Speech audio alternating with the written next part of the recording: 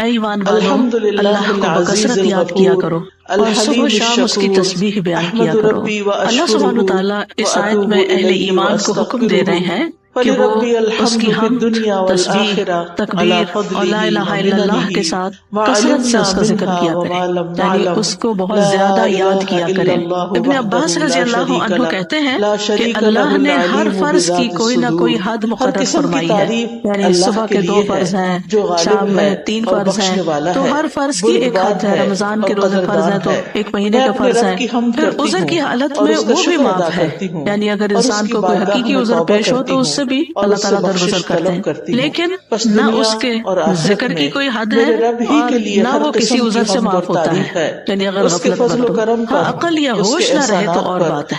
اللہ تعالیٰ فرماتے ہیں سورۃ النساء میں فاذکروا اللہ قیاما وقعودا وعلی جنوبکم، اللہ کا ذکر کرو کھڑے، بیٹھے، لیٹے، یعنی ہر حال میں اللہ کو یاد کرتے رہو۔ یعنی ہم نے یہ خود ساختہ پابندیاں لگائی ہوئی ہیں کہ اس کیفیت میں ذکر نہیں کرنا، یا لیٹ کے نہیں کرنا، ضرور بیٹھو یا قبلے کی طرف رخ کر کے بیٹھو یا باوضو ہو کے بیٹھو پھر ہی ذکر کر سکتے، نہیں ایسا کچھ نہیں، ہر حال میں اللہ کا ذکر کر سکتے۔ نبی صلی اللہ علیہ وسلم کے بارے میں آتا ہے کان یذکر اللہ فی کل احیانہ، کہ آپ اپنے ہر طرح کے حالات میں، ہر طرح کے اوقات میں اللہ کا ذکر کیا کرتے تھے۔ اور یہاں پر کیا فرمایا وَسَبِّحُوهُ بُكْرَةً وَأَصِيلًا، صبح اور شام یعنی دن کے پہلے پہر اور دن کے پچھلے پہر اللہ کی تسبیح کرو، کیونکہ جب انسان ایسا کرتا ہے تو اللہ تعالیٰ کی رحمتیں آتی ہیں۔ فرشتے بھی اہل ایمان کے لیے دعائیں کرتے ہیں، وَالَّذِي يُصَلِّي عَلَيْكُمْ وَمَلَائِكَتُهُ، وہی ہے جو تم پر صلاۃ بھیجتا ہے اور اس کے فرشتے بھی۔ تو یہاں اہل ایمان کو خطاب ہے، یا ایھا الذین آمنوا، اے لوگوں جو ایمان لائے ہو۔ ابن مسعود کہتے ہیں کہ جب اس آیت کے ساتھ پکارا جائے تو اپنے کانوں کو اس حکم کی طرف لگا دے، توجہ کریں کہ اللہ تعالیٰ کیا کہنا چاہتے ہیں، اس کو غور سے سنیں۔ یا تو کوئی خیر کا کام ہوگا جس کا اللہ تعالیٰ حکم دے رہا ہوگا، یا کوئی شر ہوگا جس سے اللہ تعالیٰ تمہیں روک رہا ہوگا، اس سے منع کر رہا ہوگا۔ تو یہاں پر یا ایھا الذین آمنوا کہہ کے کیا کہا گیا، اذکروا اللہ ذکرا کثیرا، صرف ذکر نہیں بلکہ ذکرا کثیرا، بہت کثرت سے اللہ کو یاد کیا کرو، کثرت سے اللہ کا ذکر کیا کرو، یعنی ہر طرح کے حالات میں اللہ ہی کو یاد کیا کرو، اور خاص طور پر تسبیح، تحلیل، تحمید، تکبیر۔ مجاہد کہتے ہیں یہ وہ کلمات ہیں جنہیں پاک، ناپاک، بے وضو اور جنبی بھی کہہ سکتا ہے، یعنی اگر کوئی حالت جنابت میں ہے تو بھی سبحان اللہ کہنے میں اس کو کوئی حرج نہیں، الحمدللہ وہ بھی کہہ سکتا ہے۔ جیسے اگر کسی کو نہانے کی ضرورت ہے اور اس کو تھوڑا ٹائم ہے نہانے میں کسی بھی وجہ سے، تو اس دوران اگر وہ پانی پینے لگا تو بسم اللہ کہہ سکتا ہے، پانی پی چکا ہے تو الحمدللہ کہہ سکتا ہے، اسی طرح استغفر اللہ کہہ سکتا ہے۔ تو یہ کلمات ہر حال میں کہے جا سکتے ہیں۔ تو دل کے اخلاص کے ساتھ ذکر کرنا چاہیے، یعنی ذکر کثیر کا معنی کیا گیا وہ ذکر جو اخلاص کے ساتھ کیا جائے، یعنی صرف کوانٹٹی میں ہی زیادہ نہ ہو بلکہ اس کی کوالٹی اچھی ہو۔ کوالٹی اچھی ہونے کا مطلب کیا ہے، دل سے کیا گیا۔ کثیر کا اپوزٹ قلیل ہوتا ہے، تو قلیل ذکر کون سا ہے، جو منافقین کرتے ہیں، وَلَا يَذْكُرُونَ اللَّهَ إِلَّا قَلِيلًا، کہ وہ اللہ کو بہت تھوڑا یاد کرتے ہیں، یعنی زبان سے اوپر اوپر سے کر دیتے ہیں لیکن دل سے نہیں کرتے۔ اور یاد تو ہوتی بھی دل میں ہے، یاد کسی کی بھی دل میں ہوتی ہے تو زبان پہ آتی ہے۔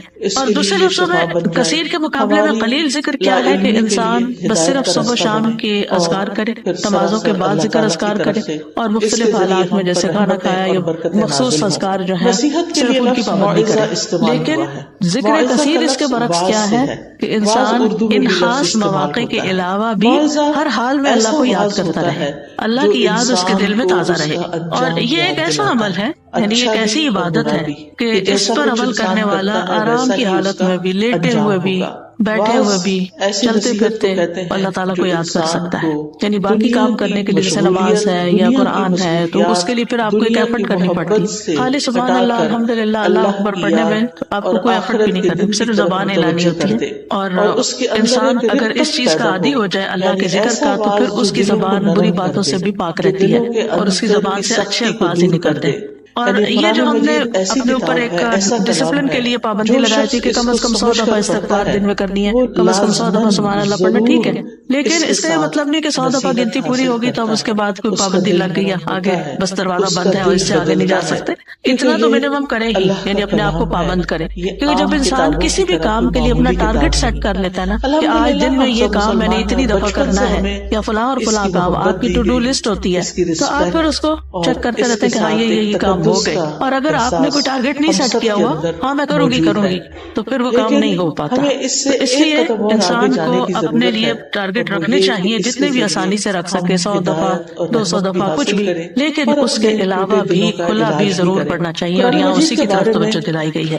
امام ابو عمر ابن الصلاح سے پوچھا گیا کہ ذکر کی وہ کتنی مقدار ہے جس کو کرنے کے بعد انسان ان لوگوں میں شامل ہو جائے جو کثرت سے اللہ کا ذکر کرنے والے ہیں۔ قرآن مجید میں آتا نا والذاکرین اللہ کثیرا والذاکرات اعد اللہ لهم مغفرۃ واجرا عظیما، کہ جو بہت زیادہ اللہ کا ذکر کثرت سے کرتے ہیں، مرد ہیں عورتیں ہیں، اللہ نے ان کے لیے بہت بڑا اجر تیار کر رکھا ہے اور بخشش عطا کرے گا اس کو۔ یعنی وہ پھر کیا ہے، یعنی کتنا کرے کہ ہم ایسے خوش قسمت لوگوں میں شامل ہو جائیں۔ انہوں نے کہا کہ اگر وہ نبی صلی اللہ علیہ وسلم سے ثابت شدہ اذکار پر ہمیشگی کرتا ہے، ثابت شدہ یعنی جو پروون ہے، سنت میں موجود ہے، تو وہ ان لوگوں میں شمار ہوگا جو مرد اور عورتیں اللہ کا کثرت سے ذکر کرتے ہیں۔ وَسَبِّحُوهُ بُكْرَةً وَأَصِيلًا، اور اس کی تسبیح بیان کرو صبح اور شام۔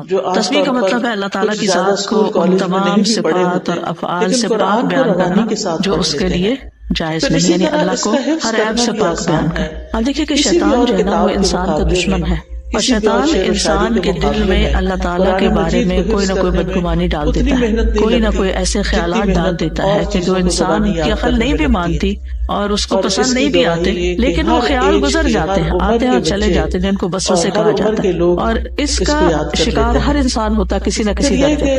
سورۃ قاف میں اللہ تعالیٰ فرماتے ہیں وَنَعْلَمُ مَا تُوَسْوِسُ بِهِ نَفْسُهُ، اور ہم جانتے ہیں جو اس کا نفس اس کو وسوسے ڈالتا ہے۔ پھر انسان کے اندر جو اندر سے اٹھتے ہیں یہ شیطان کی ڈالی ہوئی نجاست ہوتی۔ اب اس کا توڑ کیا اب انسان پریشان ہو کر بیٹھا رہے؟ کچھ لوگ بے حد پریشان رہتے ہیں کہ ہمیں وسوسے آتے ہیں، وسوسے ہر ایک کو آتے ہیں، لیکن ان کا پیچھا نہیں کرنا چاہیے اور ان کو جھٹک دینا چاہیے۔ جیسے آپ کہیں سے گزرے، آپ کے کپڑوں پہ گردوں غبار پڑ گیا تو آپ کیا کرتے ہیں؟ جھٹک دیتے ہیں، بس وسوسوں کو جھٹکتے چلے جائیں، ان کو ٹھہرنے نہ دیں۔ دوسرا یہ ہے کہ اللہ سبحانہ تعالیٰ کی تسبیح بیان کریں کہ اللہ تعالیٰ یہ جو برے خیالات آتے ہیں آپ ان سب سے پاک ہیں، تو تسبیح اس کا علاج ہے، تسبیح اس کا اینٹیڈوٹ ہے۔ اور پھر خاص طور پر بکرۃ و اصیلا، پہلے پہر اور پچھلے پہر، دن کے ابتدائی حصے میں اور دن کے پچھلے حصے میں۔ بکرہ کا لفظ جو ہے یعنی عام طور پر علماء اس کو سورج نکلنے تک کے وقت کو بکرہ کہتے ہیں، کہ اس کو یوں ڈیفائن کیا گیا۔ اور اصیلا جو ہے عصر اور مغرب کا درمیانی وقت ہے، یعنی قبل طلوع الشمس وقبل غروبها، سورج نکلنے سے پہلے اور سورج غروب ہونے سے پہلے کا وقت جو ہے یہ اذکار کا وقت ہے۔ اور سبحوہ میں بعض علماء نے سبح کا مطلب یہاں نماز فجر اور نماز عصر بھی لیا ہے۔ تو ذکر کے بعد تسبیح کو خاص طور پر الگ سے بیان کیا گیا۔ دیکھیں آیت کے پہلے حصے میں کیا ہے، اذکروا اللہ ذکرا کثیرا، کثرت سے ذکر کرو، تسبیح اس کے اندر شامل ہے، لیکن پھر اس کو الگ سے بیان کیا گیا وسبحوہ یعنی تسبیح کرو، اس لیے کہ باقی اذکار پر اس کی فضیلت ہے، یعنی تسبیح کی خاص فضیلت ہے۔ یعنی کچھ ذکر ہوتے ہیں نا کہ جس میں انسان اللہ تعالیٰ کو یاد کرتا ہے، اللہ تعالیٰ کی بڑائی بیان کرتا ہے، اللہ تعالیٰ کی تعریف بیان کرتا ہے، وہ بھی بہت اچھی بات ہے۔ اور کچھ ذکر ایسے ہیں کہ جن میں انسان اللہ تعالیٰ کو ہر عیب سے پاک قرار دیتا ہے، تو تعریف مکمل ہی نہیں ہوتی، ذکر مکمل ہی نہیں ہوتا جب تک آپ تسبیح نہ کریں۔ تو تسبیح اس کا ایک لازمی حصہ ہے۔ اور پھر خاص طور پر اس لیے بھی کہ جیسے یعنی صبح شام وقت بھی بتا دیا گیا کہ تسبیح کا زیادہ اچھا وقت جو ہے یا مناسب وقت صبح اور شام ہے، کیونکہ یہ اوقات اپنے اندر ایک خاص فضیلت رکھتے ہیں۔ صبح کا وقت یہ برکت کا وقت ہے، اور والعصر عصر کے وقت یہ اللہ نے قسم کھائی، تو فجر کی والفجر ولیال عشر، اور ادھر عصر کی والعصر ان الانسان لفی، وہاں پر انسان کو ایک دن مل رہا ہوتا ہے اور عصر کے وقت دن ہاتھ سے جا رہا ہوتا ہے، انسان خسارے میں پڑ رہا ہوتا ہے، لوز کر رہا ہوتا ہے، ایک چیز ہاتھ سے چھٹ رہی ہوتی ہے۔ تو جس وقت کوئی نعمت مل رہی ہے اس وقت بھی اللہ کو یاد کرو، جس وقت کوئی نعمت جا رہی ہے اس وقت بھی خاص طور پر اللہ کو یاد کرو۔ ان اوقات میں اگر انسان اللہ تعالیٰ کو یاد کرتا ہے تو پھر ڈپریشن کا شکار نہیں ہوتا، یہ ذکر اس کے دل کو اسٹرینتھن کرتا ہے، اس کو قوت عطا کرتا ہے۔ اور یہ دو اوقات جو ہوتے ہیں ان میں ذکر تھوڑا سا مشکل بھی ہوتا ہے، کیونکہ آپ دیکھیں کہ فجر کی نماز پڑھنے کے بعد جو نیند کا آپ کے اوپر اثر پڑاتے ہیں آج کل بہت چھوٹی ہیں، تو اس وقت اپنے آپ کو روک کر رکھنا اور بٹھا کر، خاص طور پر اگر آپ کو اشراق پڑھنے کی عادت ہے تو وہ سارا وقت یعنی آپ اسٹرگل کر رہے ہوتے ہیں، سوتے جاگتے گزار رہے ہوتے ہیں کہ آپ سوئے نہیں اس وقت، کیونکہ بہت زیادہ برکت کا وقت ہے، یعنی کوئی معمولی اجر ہے کہ پورے حج اور عمرے کا ثواب اگر انسان فجر کی نماز نماز پڑھ کے اپنی جگہ پہ بیٹھا رہے اور ذکر اذکار کرتا رہے اور پھر سورج نکلے اور پھر 2 رکعت پڑھ لے تو اتنا زیادہ اجر و ثواب. تو یہ اجر و ثواب ایسے مفت میں نہیں ملتا. اللہ تعالیٰ کو پتا تھا کہ یہ وقت بندوں پہ کتنا بھاری ہوگا. اور اسی طرح عصر کا وقت کام کاج کا وقت ہوتا ہے. دن جا رہا ہوتا ہے, انسان اپنے کام سمیٹ رہا ہوتا ہے, جیسے خاص طور پر جو لوگ جابس پر ہوتے ہیں یا بزنس میں ہوتے ہیں تو وہ آفٹر نون میں یعنی پھر تھکان کا شکار ہو جاتے ہیں سارا دن کام کرنے کے بعد. تو کچھ لوگ اس وقت آرام کرنے لگتے ہیں, تو وہ وقت بھی بڑا قیمتی وقت ہے. لیکن یاد رکھیے کہ ان افضل اوقات کے علاوہ سارا دن بھی اور کسی بھی وقت ذکر کرنا باعث فضیلت ہے. اور اللہ تعالیٰ نے تو ہمیں پیدا ہی اپنی عبادت کے لیے کیا ہے. تو عبادت کی کچھ خاص شکلیں ہیں اور کچھ خاص طریقے ہیں اور کچھ عمومی چیزیں ہیں جو انسان کو ہر وقت عبادت میں شامل کر سکتی ہیں. وما خلقت الجن والانس الا لیعبدون. امام نووی کہتے ہیں کہ اس آیت سے پتہ چلا کہ بندے کی افضل حالت وہ ہے جب وہ اپنے رب کا ذکر کر رہا ہوتا ہے اور وہ ان اذکار میں مصروف ہوتا ہے جو رسول اللہ صلی اللہ علیہ وسلم سے وارد ہیں, یعنی جو آپ نے بتائے ہیں یا آپ نے کیے ہیں. اور اس طرح انسان اپنے زندگی کا مقصد پورا کر رہا ہوتا ہے. اس کے علاوہ ہم دیکھتے ہیں کہ تمام مخلوقات اللہ کا ذکر کرتی ہیں. تسبح لہ السماوات السبع, ساتوں آسمان اللہ کی تسبیح بیان کرتی ہیں. کبھی ہمیں خیال نہیں آیا آسمان کی طرف دیکھتے ہوئے کہ یہ تسبیح کر رہا ہے, اور یہ نہیں ساتوں کے ساتوں کر رہے ہیں. بل ارض, یہ زمین جس پہ ہم چلتے ہیں, جس پہ ہم چیزیں اگاتے ہیں اور جس پہ گھر بناتے ہیں, یہ زمین بھی اللہ کی تسبیح بیان کرتی ہے. ومن فیہن, اور جو مخلوق ان کے اندر ہے, آسمان و زمین کے بیچ میں یا زمین کے اندر, چھوٹے چھوٹے کیڑے مکوڑے, ہر چیز, بڑے بڑے آبجیکٹ سبھی تسبیح کرتے ہیں. چرند پرند حیوان انسان. پھر فرمایا وَإِن مِّن شَيْءٍ إِلَّا يُسَبِّحُ بِحَمْدِهِ, اور کوئی چیز نہیں مگر وہ اس کی حمد کے ساتھ اس کی تسبیح کرتی ہے. وَلَٰكِن لَّا تَفْقَهُونَ تَسْبِيحَهُم, لیکن تم ان کی تسبیح کو سمجھتے نہیں ہو, یعنی ان کی اپنی زبانیں, ان کی اپنی بولیاں ہیں. إِنَّهُ كَانَ حَلِيمًا غَفُورًا, بے شک وہ ہمیشہ سے بے حد بردبار نہایت بخشنے والا ہے. داؤد علیہ السلام کے بارے میں ہم جانتے ہیں کہ ان کے ساتھ پرندے اور پہاڑ تسبیح کیا کرتے تھے. وَسَخَّرْنَا مَعَ دَاوُودَ الْجِبَالَ يُسَبِّحْنَ وَالطَّيْرَ, ہم نے داؤد کے ساتھ پہاڑوں کو مسخر کیا جو تسبیح کرتے تھے. فرشتے تسبیح کرتے ہیں. والملائکۃ یسبحون بحمد ربہم ویستغفرون لمن فی الارض, فرشتے اپنے رب کی حمد کے ساتھ تسبیح کرتے ہیں اور زمین والوں کے لیے بخشش کی دعائیں کرتے ہیں. حاملین عرش جو ہیں وہ خاص طور پر اللہ کا ذکر کرتے ہیں. ان سب میں آپ دیکھیے, چاہے زمین آسمان کی ہر چیز ہو, چاہے فرشتے ہوں, چاہے پیغمبر ہوں, سب کے ساتھ تسبیح کا لفظ آ رہا ہے کہ تسبیح کرتے ہیں. یعنی خالی ذکر نہیں آیا بلکہ تسبیح آیا. اس سے بھی تسبیح کی فضیلت پتہ چلتی ہے. سبحان اللہ و بحمدہ سبحان اللہ العظیم, تسبیح بیان, یعنی اللہ تعالیٰ کو ہر عیب سے پاک قرار دینا کہ اس میں کوئی نقص نہیں, کوئی کمی نہیں, وہ پرفیکٹ ہے, کوئی عیب نہیں, اس کا کوئی فیصلہ غلط نہیں, اس کا کوئی حکم, اس کا دین, ہر چیز صحیح ہے جو بھی اس نے بنائی ہے, پرفیکٹ بنائی ہے. تو الذین یحملون العرش ومن حولہ یسبحون بحمد ربہم, جو فرشتے عرش اٹھائے ہوئے ہیں اور جو اس کے ارد گرد ہیں, سب اپنے پروردگار کی حمد کے ساتھ اس کی تسبیح کر رہے ہیں, یعنی سارے کے سارے تسبیح کر رہے ہیں. اور جہاں تک ذکر کا تعلق ہے تو قرآن مجید میں ذکر کا لفظ بھی آتا ہے, یعنی عمومی ذکر تسبیح کے علاوہ جو بھی ذکر ہو, اللہ اکبر ہو, الحمدللہ ہو, لا الہ الا اللہ ہو, یا اور جو اذکار ہمیں بتائے گئے صبح شام کے.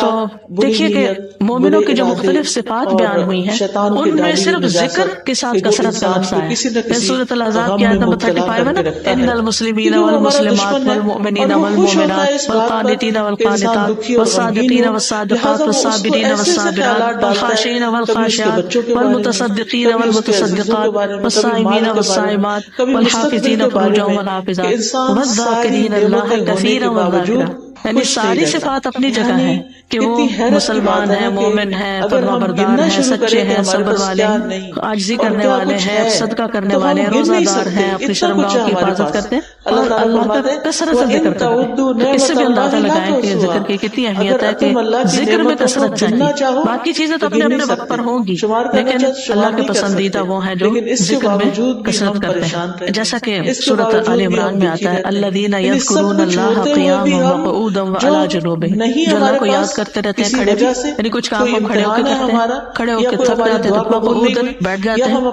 پھر لیٹ جاتے ہیں. تو چاہے کھڑے ہوں, چاہے بیٹھے ہوں, چاہے لیٹے ہوں, وہ ذکر نہیں چھوڑتے, ہر حال میں ذکر کرتے رہتے ہیں. یہ ان کی صفت ہے. یعنی ذکر کے لیے صرف کوئی وقت یا جگہ مخصوص نہیں ہے بلکہ ہر حال میں. اور پھر جو اس کا اجر ہے نبی صلی اللہ علیہ وسلم فرمایا کیا میں تمہیں تمہارا بہترین عمل نہ بتاؤں جو تمہارے مالک کے نزدیک اچھا اور پاکیزہ عمل ہے اور تمہارے درجات میں سب سے زیادہ بلند ہے؟ سونا چاندی کے خرچ کرنے سے بہتر ہے اللہ کی راہ میں جہاد کرتے ہوئے تمہارے کفار کی گردنیں مارنے اور ان کے تمہاری گردنیں مارنے سے بھی افضل ہے؟ صحابہ نے عرض کیا کیوں نہیں؟ آپ نے فرمایا اللہ تعالیٰ کا ذکر۔ یعنی بعض اوقات انسان سوچتا ہے نا کہ میں تو کچھ کر نہیں پا رہا، لوگ تو بڑے بڑے نیکی کے کام کر جاتے ہیں، اتنا مالدار ہے، وہ اتنا صدقہ خیرات کرتے ہیں۔ خاص طور پر انسان جب ایسی چیریٹیز کے بارے میں سنتا ہے جو لوگ بہت آگے بہت بڑے بڑے کام کرتے ہیں تو انسان سوچتا ہے کہ میرے پاس تو کچھ ہے ہی نہیں کرنے کے لیے، میں تو ان کے برابر کبھی آ ہی نہیں سکتا۔ کچھ لوگ ہر سال حج عمرے پہ چلے جاتے ہیں، انسان سوچتا ہے میں تو یہ بھی نہیں کر سکتا۔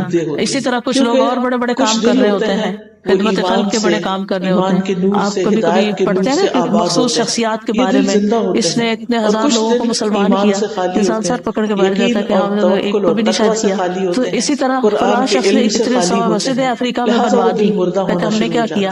اپنا بہت ہی چھوٹا لگتا ہے بھی چھوٹا، ایسا کچھ نہیں، لیکن اس وقت کیا چیز انسان کو حوصلہ دلاتی ہے؟ تو پھر اگر ہمارے یہ وسائل نہیں ہے یا ہم یہ نہیں کر سکے، ہاں ہماری طلب ٹھیک ہے ہم یہ کر سکیں، کچھ کام ہوتے ہیں جو انسان کے ڈریمز ہوتے ہیں کاش میں زندگی میں یہ کر لوں، لیکن پھر بھی نہیں، حالات اجازت دیتے، وسائل نہیں ہوتے، لیکن ذکر کر کے آپ ان ساری چیزوں سے آگے نکل سکتے ہیں۔ کیونکہ جو لوگ بڑے بڑے کام کرتے ہیں ان کے ساتھ بڑے خطرات بھی ہوتے ہیں کہ کبھی کسی وقت دل میں ریاکاری آ جائے، کسی وقت دل میں تکبر آ جائے، لوگ تعریف کر کر کے دماغ خراب کر دیں۔ تو جو چپکے سے بیٹھ کے کہیں نہ کہیں اپنے کام کاج میں لگا وہ ذکر کر رہا ہے، اس کا تو کسی کو پتہ ہی نہیں کہ وہ کیا کر رہا ہے، وہ کتنے خزانے جمع کر رہا ہے۔ تو اس لیے جو چیز ہمارے ہاتھ میں ہے اس کو تو گریب کریں، اس اپرچونٹی کو تو نہ جانے دیں، اس وقت کو تو نہ ضائع کریں، اس میں تمہارا کچھ بھی خرچ نہیں ہوتا۔ اور نبی صلی اللہ علیہ وسلم نے یہ فرمایا، صحیح مسلم میں ہے، سبق المفردون قالوا وما المفردون یا رسول اللہ قال الذاکرون اللہ کثیرا والذاکرات۔ اچھا یہاں نوٹ کریں کہ ذکر کرنے والے میں عورتوں کے نام بھی ساتھ ساتھ ہیں، یہ صرف مردوں کے لیے نہیں ہے، عورتیں بھی اس میں شامل ہیں۔ نبی صلی اللہ علیہ وسلم نے فرمایا مفردون سبقت لے گئے، آگے چلے گئے، سابقون بن گئے۔ صحابہ نے پوچھا اللہ کے رسول مفردون کون ہے؟ آپ نے فرمایا اللہ کا بہت زیادہ ذکر کرنے والے مرد اور عورتیں، یہ مفردون ہیں جو اللہ کے قریب ہو گئے۔ تو ذکر ایک ایسی چیز ہے کہ جو انسان کو اللہ کا قرب عطا کرتا ہے اور بھی بے شمار فائدے ہیں۔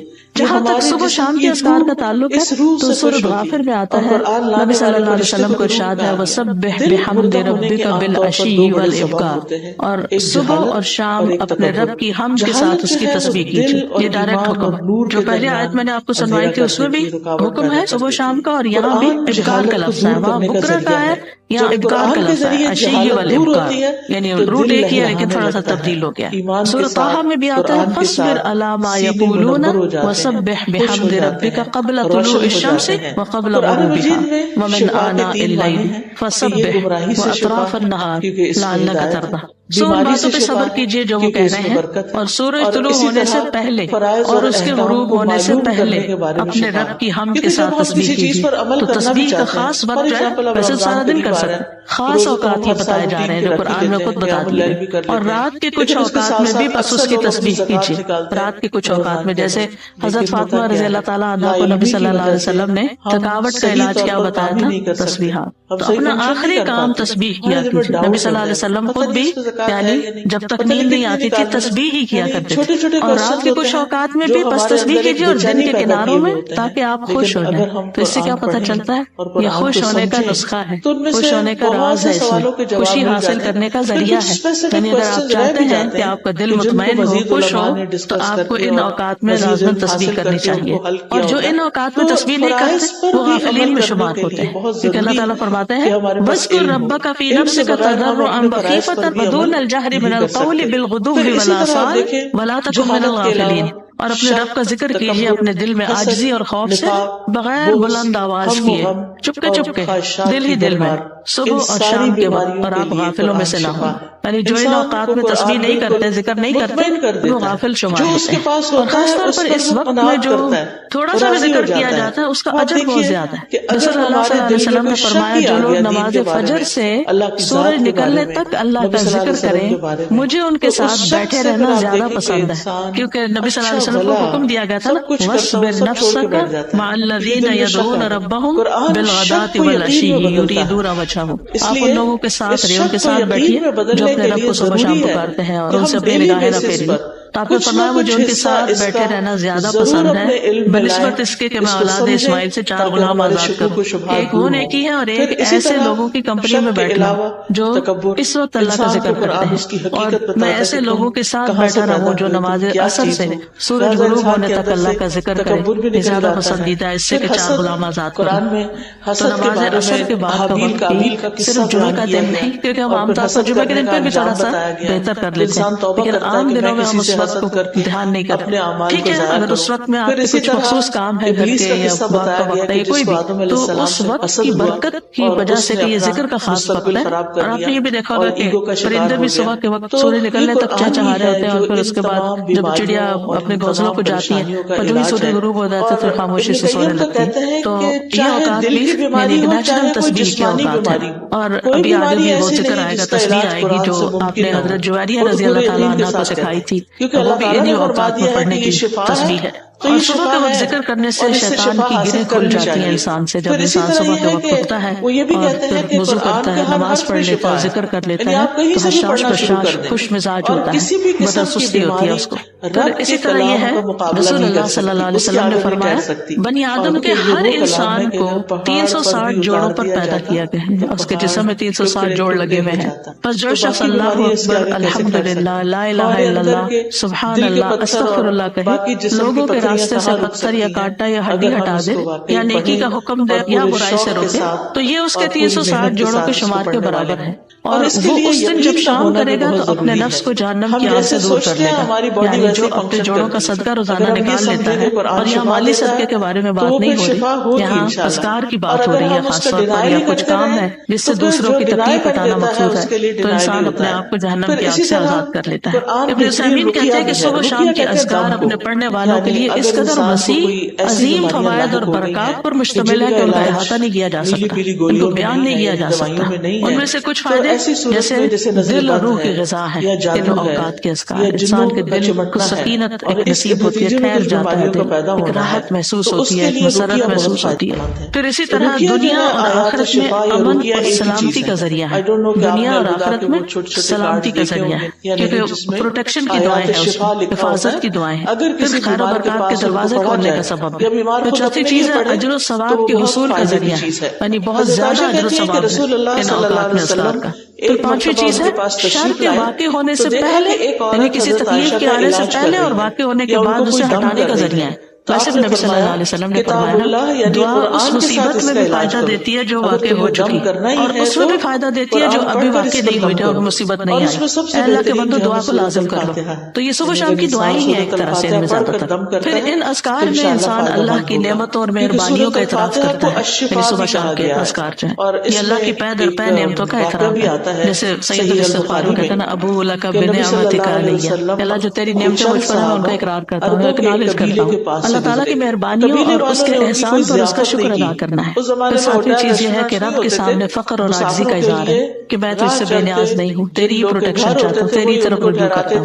پھر آٹھویں چیز یہ کہ بندے کی اصلاح کے اسباب میں سے ہے, اور خاص طور پر دل کی اصلاح. اور دل کی اصلاح ہو نہیں سکتی جب تک دل میں اللہ کی محبت, اللہ کے لیے محبت اور اللہ کی تعظیم اور اللہ کی بڑائی اور اللہ تعالیٰ کے پاورفل ہونا اور اس کے سارے جو اسماء و صفات ہیں ان پر یقین نہ ہو, اس وقت تک اللہ کی بڑائی دل میں نہیں آتی. ابن عباس کہتے ہیں کہ جو شخص صبح شام کے اذکار پر حفاظت کرے, سچائی, ایمان اور اللہ پر بھروسہ اور اعتماد کرتے ہوئے یہ اذکار کرے, اور یہ دعائیں جن معنی پر دلالت کرتی ہوں ان کے لیے انسان کا سینہ کھلا ہوا ہو, تو یہ سے جادو اور دیگر مصیبتوں کے واقع ہونے سے پہلے ان کے شر سے بچانے کا سب سے بڑا سبب, اور تکلیف واقع ہو جائے تو ان کو ہٹانے کا بھی سب سے بڑا سبب. انہیں کو چھوڑنا نہیں چاہیے. بعض اوقات کوئی تقدیر نافذ ہونی ہوتی ہے تو انسان بھول ہی جاتا ہے یا سویا ہی رہ جاتا ہے یا کوئی بھی وجہ بن جاتی ہے اور انسان غافل ہو جاتا ہے اور اتنے میں وہ واقع ہو جاتی ہے. ابن قیم کہتے ہیں کہ دعائیں اور تعوذات ہتھیار کی طرح ہیں, ہتھیار ہے. ہتھیار مارنے والے کی قابلیت اور صلاحیت کے مطابق اثر کرتا ہے, صرف تیز دھار کے ساتھ نہیں. یعنی آپ کے پاس کیسی بھی سوڈ ہو, آپ کے پاس کیسی بھی گن ہو, لیکن اگر آپ کو چلانی نہیں آتی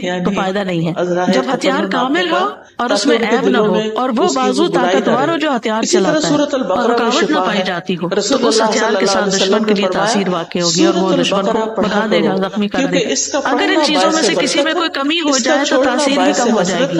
کون کون سی چیزیں؟ ہتھیار بھی اچھا، عیب بھی نہ ہو، اور چلانا بھی صحیح آتا ہو۔ آپ نے عام طور پہ سنا ہوگا لوگ کہتے ہیں کہ ہم خود نہیں رقیہ کر سکتے، کسی راقی کے پاس جانے کی کیا ضرورت ہے، ہم بھی کر سکتے ہیں، ضرور کرو، کسی نے منع تو نہیں کیا۔ لیکن بعض اوقات جو راقی ہوتے ہیں نا، ان کا جو یقین ہوتا ہے، ان کا جو انداز ہوتا ہے، ان کی جو آواز ہوتی ہے، اس کا اثر ہی کچھ اور ہوتا ہے۔ چلے رقیہ کو آپ چھوڑیں، عام جو زبان میں بات کرتے ہیں، مثلا ایک شخص کہتا ہے ادھر آؤ، بچے کو کہتے ہیں سنتا ہی نہیں، تو وہ ڈر کے مارے آ جاتا ہے۔ کہنے والے کے کہنے میں بڑا فرق بھی ہوتا ہے اور اس کا اثر بھی فرق ہوتا ہے۔ کچھ لوگوں کی بات لوگ آسانی سے مان جاتے ہیں اور کچھ کی بالکل نہیں مانتے، اور سب جانتے ہیں۔ گھر میں بھی عام طور پہ دیکھا گیا کہ ماں کی بات کا اثر اور ہوتا ہے، باپ کی بات کا کچھ اور ہوتا ہے، لیکن یہ ہے کہ فرق ہے ایک بندے کے ذکر کرنے اور پڑھنے اور جن بھوت کو بھگانے اور دوسرے بندے کو بھگانے۔ جو خود ہی جن بھوتوں سے ڈرتا ہو وہ بھگائے گا کہاں سے؟ تو جو ایسا کام کرنے والے ہوتے ہیں نا، اللہ نے ان کو خاص صلاحیتیں دی ہوتی ہیں اور خاص ٹیکنیکس بھی دی ہوتی ہیں اور سجھائی ہوتی ہے، ان کے دل میں ڈالی ہوتی ہے۔ بعض اوقات وہ کسی کو نقل نہیں کر رہے ہوتے، وہ جو ان کے دل میں آتا ہے اس کے مطابق وہ بیان کرتے جاتے، پڑھتے جاتے ہیں مریض کے حسب حال، کیونکہ ہر مریض فرق ہوتا ہے، ان کا ایکسپیرینس بھی فرق ہوتا ہے کہ کیا چیز فائدہ دیتی کیا نہیں دیتی۔ جب تک آپ کے ہتھیار صحیح نہ ہونا، یعنی کہ آپ کے پاس اسکل نہ ہو، اور آپ کو دل مضبوط نہ ہو، نہ ہو۔ سازا جی جیسے نا بچے آج کل نئی ٹیکنیک سے کوئی بھی ہو تو کہیں گے آپ کو تو یوز کرنا نہیں آتا، آپ متاثر کرتے ہیں نا، آپ کو یہ لکھے پریس کرتے ہیں، اور جب آپ کو وہ چیز کرنے آ جاتی تو آپ خود حاوی ہو جاتے ہیں۔ اور اسی طرح ہی جب آپ کو پتا ہوتا ہے کہ آپ نے ہتھیار کیسے یوز کرنا ہے تو پھر آپ کی پاورز اور قسم کی ہوتی ہیں، اور یہی وہ طاقت اور وہ پاور ہے جس سے آپ نا شیطان کو بھگا سکتے ہیں۔ اب میں کہتی ہوں نا حضرت عمر رضی اللہ عنہ سے کیوں شیطان ڈرتا تھا، ان کے اندر وہ پاورز تھیں۔ کبھی کبھی ایسا ہوتا ہے نا کہ آپ بالکل گھر میں اکیلے ہوتے ہیں، اندھیرا یا کوئی ایسی چیز ہوتی ہے کہ انسان کے دل میں ایک دم خیال آتا ہے یا کوئی ایسی چیز تو آپ یہ کہتے ہیں اور آنکھیں کھول لیا کریں، اچھا کیا اگر کوئی ہوگی تو کیا ہوگا۔ جیسے آپ نے دفعہ بتایا تھا کہ ذرا سی تھوڑی آواز کے ساتھ ڈانٹا جائے تو پھر ڈر خود نکل جاتا ہے، تو لیکن ایسا اس طرح سے ہوا تو الحمدللہ ذرا سی آواز سن کر کے کہ ہمارا گھر ہے، ہم رہتے ہیں، جو بھی مخلوق ہے ڈر نہ کرے، مطلب اپنے آپ کو زیادہ بارو بنا کے اور ڈر نکال کے ان کو ڈرانا چاہیے۔ متین ہاشمی صاحب ہوتے تھے کراچی میں، شاید آپ کے ہوتے ہوئے وہ لیکچر دینے آئے تھے، انہوں نے ایسی بہت سی ٹیکنیکس بتائی تھی، وہ جنات کا علاج کرتے تھے اور ان کی آواز بھی اتنی ٹھہری ہوئی تھی، کوئی غصہ بھی نہیں کرتے تھے، کچھ نہیں، تو وہ کہتے تھے کہ جہاں کوئی ایسا مسئلہ ہو تو میں جا کے کہتا ہوں کہ دیکھیں ہم اشرف المخلوقات ہیں، ہم انسان ہیں اور آپ کو کوئی حق نہیں آ رہنے کا، میں آپ کو حکم دیتا ہوں یہاں سے چلے جائیں، اور وہ چلے جاتے۔ تو بہرحال یہ تعوذات جو ہیں اور صبح شام کے اذکار جو ہیں یا تو شر کے اسباب کو واقع ہونے سے روک دیتے ہیں یا پھر وہ ان کے درمیان اور ان کی کامل تاثیر کے درمیان رکاوٹ بن جاتے ہیں، اسباب اور اثر کے بیچ میں رکاوٹ بن جاتی ہے، یعنی وہ چیز آ تو رہی ہوتی ہے مگر اس کا اثر جلد ختم ہو جاتا ہے، اور جتنا تعوذ قوی ہوگا اتنا ہی اثر بھی قوی ہوگا۔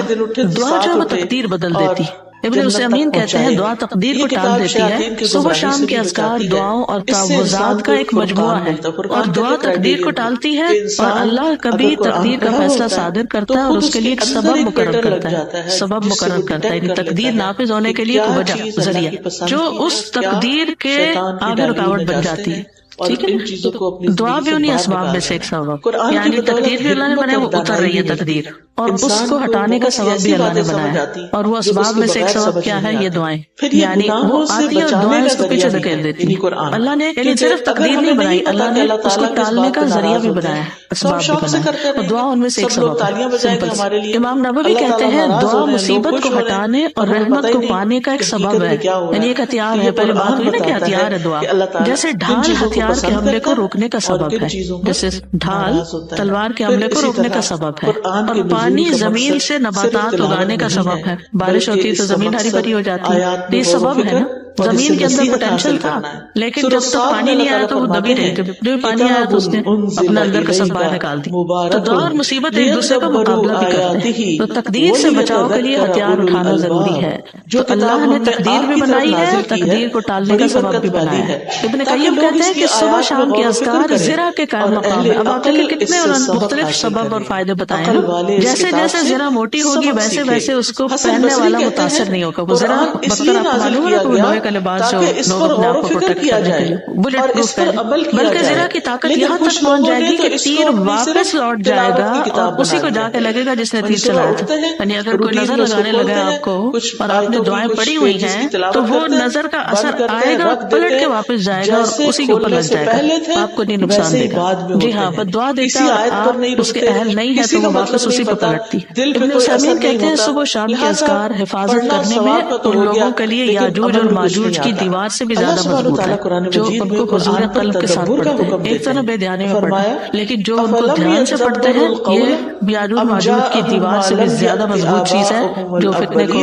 آنے سے روکتی ہے. صحابہ صبح شام کے اذکار کی حفاظت کیا کرتے تھے. ابو وائل فرماتے ہیں ہم ایک دن صبح کی نماز پڑھنے کے بعد عبداللہ بن مسعود کی طرف گئے اور دروازے سے سلام کیا تو انہوں نے ہمیں اجازت دے دی، مگر ہم تھوڑی دیر دروازے کے ساتھ ٹھہرے رہے تو ایک لونڈی آئی اور اس نے کہا آپ اندر کیوں نہیں آ رہے؟ پھر ہم اندر داخل ہوئے تو ابن مسعود بیٹھے تسبیحات کر رہے تھے. انہوں نے کہا تمہیں اندر آنے سے کس چیز نے روکا جبکہ میں نے تمہیں اجازت دے دی تھی؟ ہم نے کہا کوئی بات نہیں سوائے اس کے کہ ہم نے سوچا کہ گھر والوں میں سے شاید کوئی سو رہا ہو. تو ابن مسعود نے فرمایا کیا تم نے ابن ام عبد کے گھر والوں کے بارے میں غفلت کا گمان کیا؟ تم سمجھتے ہو ہم اس وقت سو رہے ہوتے ہیں؟ کیا سونے کا وقت ہے یہ؟ راوی نے کہا پھر ابن مسعود نے تسبیح شروع کر دی یہاں تک کہ انہوں نے گمان کیا کہ سورج نکل آیا. تو لونڈی سے فرمایا دیکھو کیا سورج نکل آیا؟ اس نے کہا ابھی نہیں نکلا. پھر تسبیح شروع کر دی. پھر انہیں خیال ہوا کہ سورج نکل رہا ہے. پھر کہا جاؤ دیکھو سورج نکل آیا. تو اس نے دیکھا کہ سورج نکل چکا تھا. ابن مسعود کہتے ہیں الحمدللہ الذی اقالنا یومنا ھذا ولم یہلکنا بذنوبنا. سب تعریف اللہ کے لیے جس نے آج ہم سے درگزر کیا اور ہمارے گناہوں کی وجہ سے ہمیں ہلاک نہیں کیا. کیونکہ تسبیحات جب پڑھتے ہیں تو گناہ بھی معاف ہوتے ہیں. تو اس سے یہ پتہ چلتا ہے کہ صحابہ کرام اپنے وقت سے کیسے فائدہ اٹھاتے تھے. تو یہ اوقات جو ہے ان میں نہ تو آپ اپنا سیل فون کھولیں اور نہ ہی آپ اپنا کوئی اور ایسا کام کریں گے جس کی کوئی خاص ضرورت نہ ہو. کوشش کریں کہ اس وقت جس مسئلے پہ نماز پڑھی ہے وہیں بیٹھے رہیں. لیکن اگر کوئی مجبوری ہے بچوں کا ناشتہ بنانا ہے، ہسبینڈ نے کام پہ جانا ہے یا کچھ، تو خاموشی سے اپنا کام کریں اور ساتھ ساتھ اپنے اذکار جاری رکھیں، ان کو نہ روکیں. یعنی اس وقت ڈانٹ ڈپٹ اور ادھر ادھر آوازیں دینا چیخنا چلانا کریں وہ نہ ہو. احترام کا وقت ہو کہ یہ اذکار کا وقت ہے، خود بھی کریں بچوں کو بھی اس کا پابند بنائیں، گھر والوں کو بھی تاکید کریں. اب اس میں حضرت ابن مسعود کا عمل آپ دیکھیں، ان کو اندر بلا لیا، وہ نہیں آ رہے تھے، ان کو بلایا اندر آ جاؤ. اندر آ گئے، تھوڑی سی بات کی اور اپنا ذکر جاری رکھا.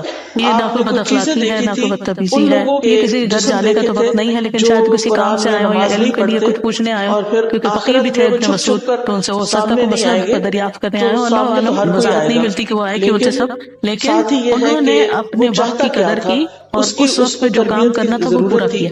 ہمارا حال کیا ہے کہ ذرا ادھر سے کو بلا ادھر سے وہ ڈسٹریکٹ ہو کے اپنے اذکار چھوڑ دیتے، یہ نہیں کرنا. یعنی بچوں کو پتہ ہونا چاہیے کہ اس وقت کچھ پڑھ رہے ہیں، یعنی اشارے سے اشارہ کر دے اور 2-4 دفعہ کرے کہ بچوں کو پتہ ہوگا کہ یہ وقت اماں جو ہے وہ ذکر کرتی ہیں، بات نہیں کرتی، تو مجھے ویٹ کرنا ہے. پھر اسی طرح وہ کہتے ہیں کہ بہت سے لوگ اس میں کوتاہی کرتے ہیں، یہ وقت یا سونے میں گزار دیتے ہیں، سستی میں یا کمزوری میں یا گھٹیا کام کرنے میں، میرے جیسے کم تر درجے کے کام ہوتے ہیں جو کسی اور وقت میں بھی ہو سکتے ہیں، لیٹر آن ہو سکتے ہیں. وہ کہتے ہیں کہ دن کا اول حصہ جوانی کے قائم مقام ہے، پچھلا بڑھاپے کے قائم مقام ہے. تو جو دن کے پہلے حصے میں دن کی لگام کو تھام لیتا ہے وہ سارا دن سلامت رہتا ہے اور نیکی کے کاموں میں اس کی مدد کی جاتی ہے اور دن میں برکت دی جاتی ہے. ابن قیم کہتے ہیں ایک دفعہ شیخ الاسلام ابن تیمیہ کے پاس میں موجود تھا، انہوں نے صبح کی نماز پڑھی، پھر وہ بیٹھ کر اللہ کی عبادت کرتے رہے اور ذکر کرتے رہے. تقریباً آدھا دن گزر گیا. میری طرف دیکھا اور کہا یہ میرا ناشتہ ہے، اگر میں یہ غذا نہ کھاؤں تو میری قوت ساکت ہو جائے، کچھ کر نہ سکتا. آپ کو پتہ 35 جلدوں میں انہوں نے لکھا ہے فتاوی کو اکٹھا کیا گیا، پوری شرح بھر جاتی ہے، بلکہ اس سے بھی بچ جاتی ہے کتاب دوسری شرح. تو آپ سوچئے کہ اتنے بڑے بڑے کام لوگ کس طرح کر جاتے تھے اللہ کی مدد کے ساتھ، اور اللہ کی مدد اللہ کے ذکر کے ساتھ آتی. خاص طور پر فجر کے بعد سونے کو جو ناپسند کرنا کیونکہ وہ برکت کا وقت ہوتا تھا. ابن قیم کہتے ہیں سلف صالحین کے نزدیک یہ بات ناپسندیدہ اور مکروہ تھی کہ صبح کی نماز سے لے کر سورج کے طلوع ہونے تک انسان سوئے. یہ غنیمت کا وقت ہے. سورج نکل آئے پھر اپنا کام کاج کر کے اگر آپ دوبارہ ریسٹ کرنا چاہیں کیونکہ راتیں چھوٹی ہیں تو پھر اور بات ہے. یہ وقت رزق کے نازل ہونے کا اور رزق بانٹنے کا وقت ہے، اس میں برکت نازل ہوتی ہے. اب اس کے بعد ہے صبح شام کے اذکار کے آداب جو ہے وہ کیا ہے. سب سے پہلی بات یہ کہ زبان اور حضور قلب کے ساتھ، دل اور زبان کی حاضری کے ساتھ ذکر کیا جائے.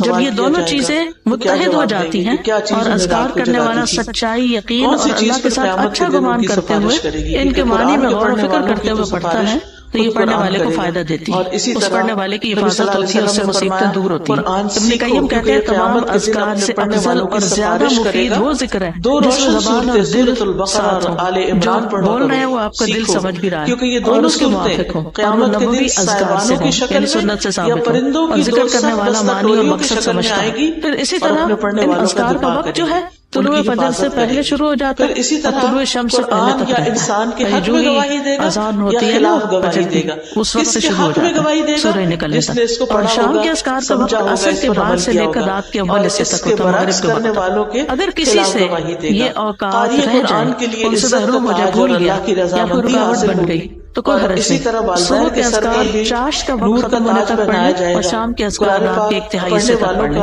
لیکن یہ رخصت ہے، اصل وقت ان کا سورج نکلنے سے پہلے اور غروب ہونے سے پہلے کہیں۔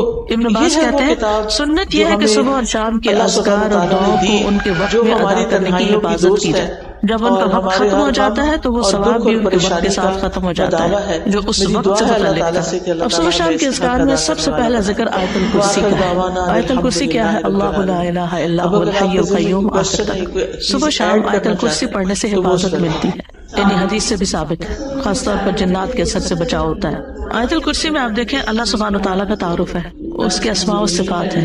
قرآن کریم کی کوئی اور آیت ایسی نہیں جس میں اللہ تعالیٰ کے اتنے نام اور صفات بیان ہوئی۔ اس میں اللہ کا ذاتی نام اللہ بھی آئے اور تقریباً 27 صفات اور افعال بیان آئے۔ سب سے پہلے اللہ تعالیٰ کی الوہیت کا ذکر ہے، اللہ لا الہ الا ہو، کہ وہ الوہیت میں اکیلا ہے۔ پھر الحی القیوم، اور یہ دونوں نام ان کو اسماء اعظم بھی کہا گیا ہے۔ حی زندہ ہے، یعنی اس کو کبھی موت نہیں آئی، کمال صفات میں سے، اور قیوم قائم رکھنے والا کمال افعال میں سے۔ بعض لوگ یہ سوال کرتے ہیں نا کہ اللہ تعالیٰ کو کس نے پیدا کیا ہے، تو اللہ سبحانہ تعالیٰ کی کوئی بگننگ نہیں ہے جیسے ہماری بگننگ ہے، ہمارے کیلنڈر ہے، اللہ کیسے؟ اس میں آپ دیکھیے کہ ٹائم کا کریٹر اللہ ہے، تو جب ٹائم ہی نہیں تھا تب بھی اللہ یہ مہینے اور سال کس نے بنائے، اور ان کی نشاندہی کس سے ہوتی؟ سورج سے۔ ایک وقت تھا کہ سورج نہیں تھا، دن اور رات نہیں تھے، مہینے اور سال نہیں تھے، اللہ تعالیٰ سب میں موجود ہے، وہ الاول وہی اول ہے، وہ الآخر وہ الظاہر وہ الباطن۔ اس لیے اللہ سبحانہ وتعالیٰ کو پہچاننا ضروری ہے، اس کو جاننا ضروری ہے، اور اس پہچان اور جان کے ساتھ اگر آپ ذکر کرتے ہیں تو اس کا اثر کچھ اور ہوتا ہے۔ آیت الکرسی بہت پاورفل آیت ہے، اس کے پاور کی وجہ کیا ہے؟ اس میں اللہ تعالیٰ کے نام اور صفات بیان ہوئی۔ لا تأخذہ سنۃ ولا نوم، نہ اس کو نیند آتی ہے نہ اونگ آتی، ہلکی نیند بھی نہیں آتی، گہری نیند آتی ہی نہیں۔ پھر ہر چیز کا مالک ہے، لہ ما فی السماوات و ما فی الارض، ہر چیز اسی کی ہے، ہر چیز اسی کے کنٹرول میں ہے۔ من ذا الذی یشفع عندہ الا باذنہ، کوئی اس کے ہاں سفارش بھی نہیں کر سکتا، اس کی جرات بھی نہیں کر سکتا مگر جس کو وہ خود اجازت دے، یعنی پورا کنٹرول اقتدار سب اسی کا ہے۔ یعلم ما بین ایدیہم وما خلفہم، اس میں اللہ تعالیٰ کے وسیع علم کی خبر دی گئی ہے۔ اللہ تعالیٰ بندوں کا ماضی مستقبل ہر چیز جانتا ہے، بندے اپنے بارے میں سب کچھ نہیں جانتے، اور جو جانتے ہیں وہ بھی ان کو یاد نہیں ہوتا۔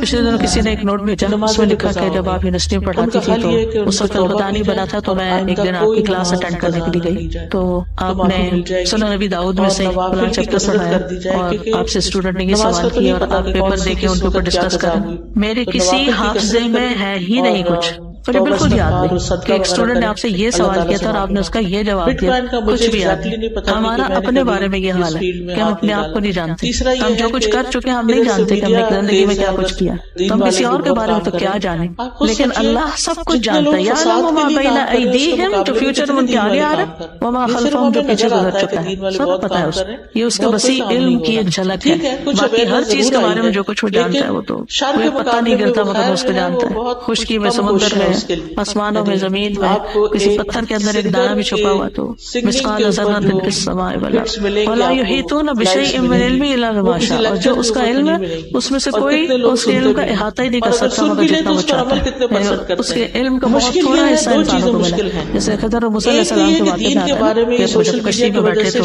ایک چڑیا نے پانی کی چونچ میں لیا تھا، کہ بندوں کا علم اللہ کے علم کے مقابلے میں ایسا ہی جیسے چڑیا کے چونچ میں پانی اس سمندر کے مقابلے، ساری مخلوق کا علم اتنا سا ہے بس، اس پر تو پھر ہم بھروسہ کرتے ہیں، اس علم کے اوپر ہم فخر کرتے ہیں، اور جو اللہ کا علم ہے اس کی طرف کبھی توجہ ہی نہیں۔ وسع کرسیہ السماوات والارض، اللہ کی عظمت کے ساتھ ساتھ اس کی مخلوقات کی عظمت کو بیان کیا گیا یہاں. کرسی جو اللہ کی مخلوقات میں سے ایک مخلوق ہے وہ آسمان و زمین پہ چھائی ہوئی ہے، ہر چیز کو انکمپس کیے ہوئے، پھر جو اس کا بنانے والا ہے اس کی عظمت کیا ہوگی. اور کرسی جو ہے وہ رب تعالیٰ کے دونوں قدموں کی جگہ ہے. استاذہ جی میرا خیال آ رہا تھا کہ اللہ سبحانہ تعالیٰ کے بارے میں اللہ سبحانہ تعالیٰ کے بھیجے ہوئے علم سے استفادہ کرنا یہ کتنی زیادہ ایک آنرڈ چیز ہے، تو ہم خود بھی اس آنر کو آنر نہیں کرتے.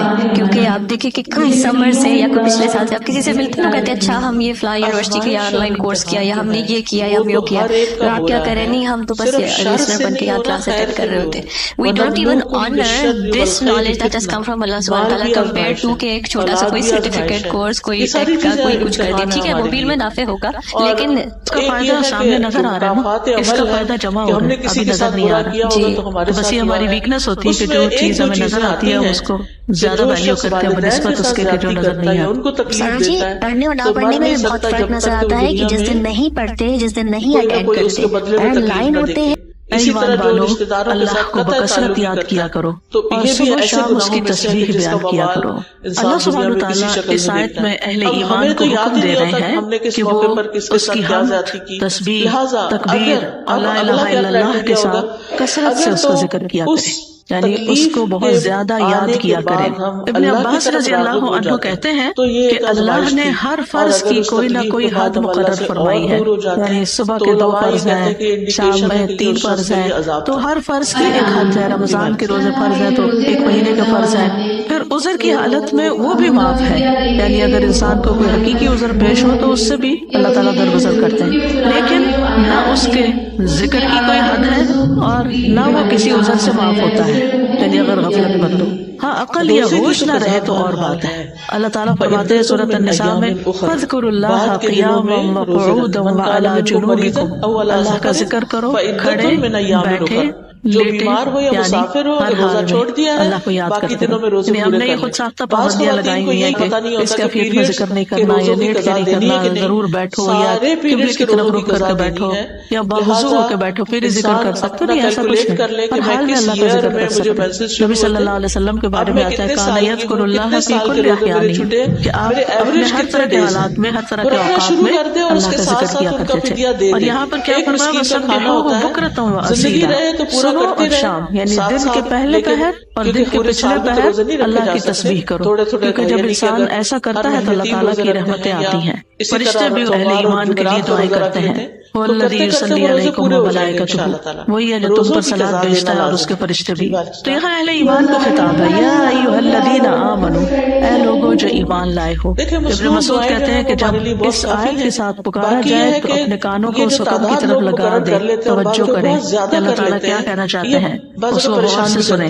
یا تو کوئی خیر کا کام ہوگا جس کا اللہ تعالیٰ حکم دے رہا ہوگا، یا کوئی شر ہوگا جس سے اللہ تعالیٰ تمہیں روک رہا ہوگا، اس سے منع کر رہا ہوگا. تو یہاں پر یا ایھا الذین آمنوا کہہ کے کیا کہا گیا، اذکروا اللہ ذکرا کثیرا، صرف ذکر نہیں بلکہ ذکر کثیرا، بہت کثرت سے اللہ کو یاد کیا کرو، کثرت سے اللہ کا ذکر کیا کرو، یعنی ہر طرح کے حالات میں اللہ ہی کو یاد کیا کرو.